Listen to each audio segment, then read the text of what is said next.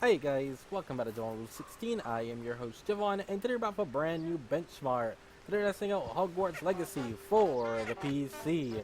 Today running this on my Intel Core i3-10105 with the AMD R9 That's right guys, we got another graphics card as well to test today. We're running with the 3 GB VRAM version. I don't know if there is another version, to be honest with you. I have my CPU clocked at 4.2 GHz. We're running with 16 GB of DDR4 RAM and dual channel memory. And boy oh boy, 3 GB of VRAM is not for this game. Not for the faint of heart, man. I ain't gonna lie to you. So right off the bat, we're already to the lowest. We're running at 640 by 360 because we're using FSR Ultimate Performance. We're down to the very bottom already. We're running with the lowest frame rate, low, everything is low, and the game is already suffering. And I can't even hold 30 FPS. A lot of things don't load in because of the VRAM limitations. I'm going to 15 gigabytes of RAM in a second. Like, everything is bad. Everything has gone wrong here. And it can't even hold 30 FPS properly. It's kind of insane when I think about it. Now this card is weaker than the RX 570, so this card is slightly better than a GTX 1050 Ti, I believe. Keep that in mind, and yeah. Boy, why is the sound so loud? But that's about it.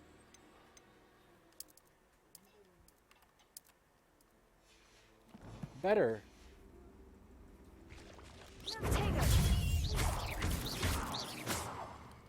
Now we are in the forest here, so I decided I'd test around a few places. We're gonna go to Hogsmeade as well. I'm using this CPU so that there is no bottleneck, obviously, 25%. Like, this CPU is cruising.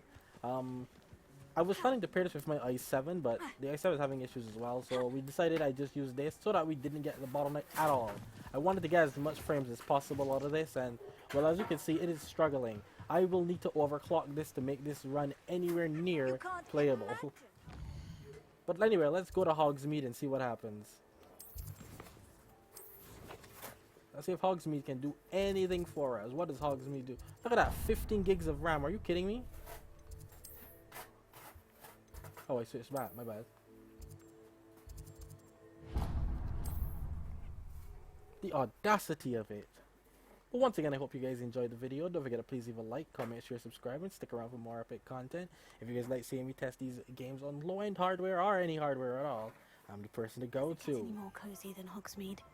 Okay, so yeah, like I said, in here it's more CPU demanding. So, and here we are managing to hit over 30 FPS, which I kind of figured would be the case. It is running, but even the CPU is still being pushed a bit. It's crazy because the CPU, this should never bottleneck my CPU, never. This GPU is way too low end for that, but it's doing it in Hogsmeade. Isn't that insane?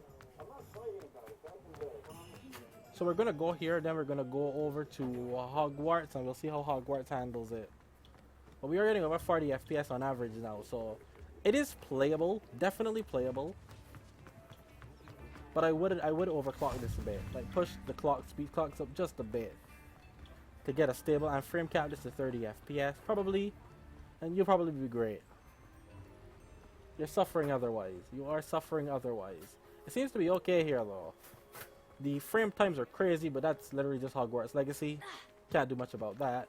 And for those of you who are waiting on the Intel HD 620 video, it will be the next video, so just stay tuned for it. It's coming. It's coming. I just hate seeing that pain, you know, because it's gonna be painful to play. But yeah, we seem to be handling everything. Oh my gosh, look at the goats, the sheeps, the goats. We seem to be handling everything well. We're getting over 40. Let's go to Hogwarts and see what happens.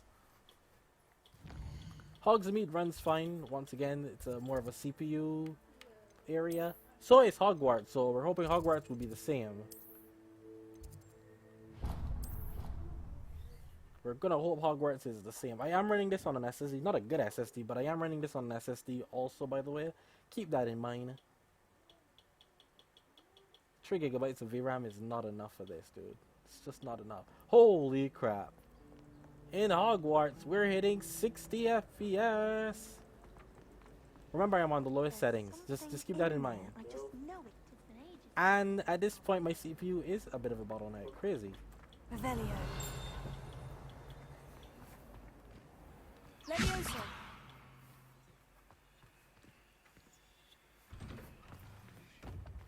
Yeah, this area is also really intensive. This area specifically.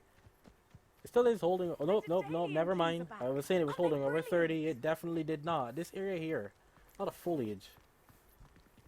Very intensive. But it runs. It kind of sucks that it really sucks when I think about it that I'm actually maxing this out. And I have to overclock to save myself. You would have to. But anyway, I'm just going to mute myself now, so enjoy the rest of the gameplay. We're just going to go walking around a bit and enjoy these terrible frames that every once in a while will do some good. I'm quite shocked. I'm on the lowest settings, right? Let's just make sure one more time. I waited I wasn't on the lowest settings this whole time, but yeah.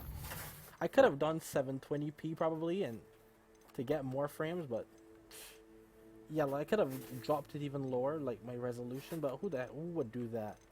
I don't think I need to do that for this type of thing, so I think this is fine.